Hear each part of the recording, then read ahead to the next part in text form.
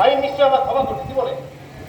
হাজার হোক, সত্যি যদি কৌশিকের আসল নাম ধাম পরিচয় পাওয়া যায়, বুঝলেন না, আচ্ছা গোটা বাংলাদেশ এমনকি পাকিস্তান থেকে হাজার হাজার চিঠি এসছে।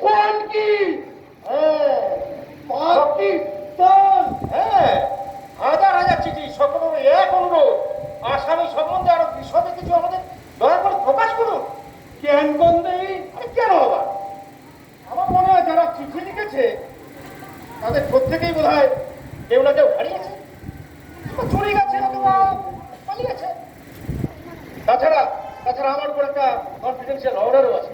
আচ্ছা, ওর পরিচয় জানবার জন্য আমি যে কোনো ব্যবস্থা গ্রহণ করতে পারি। হ্যাঁ, বুঝলেন না, সেই জন্য আমি ওকে এখানে ডাকছি। যদি সহানুভূতির ছোঁয়া লাগে, দেন আমাকে রাত্রিটার সময় যে অনুসন্ধান করে কেমন লাগে বলুন তো।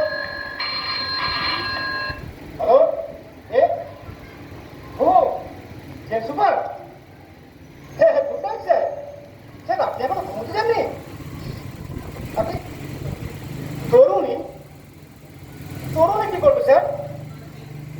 ও, দেখা করবে কৌশিকের সাথে? ও আচ্ছা আচ্ছা আচ্ছা, ঠিক আছে।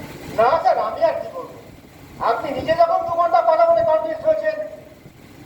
হ্যাঁ হ্যাঁ স্যার, সব রেডি আছে, আমরা সব রেডি হয়ে অপেক্ষা করছি। Good night sir.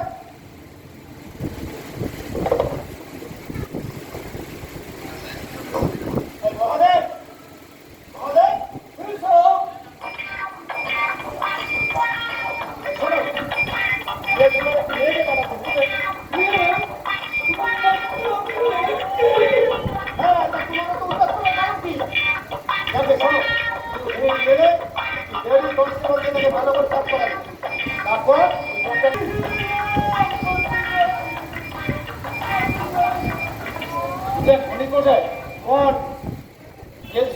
একটি মেয়েকে পাঠাচ্ছেন, বুঝলেন?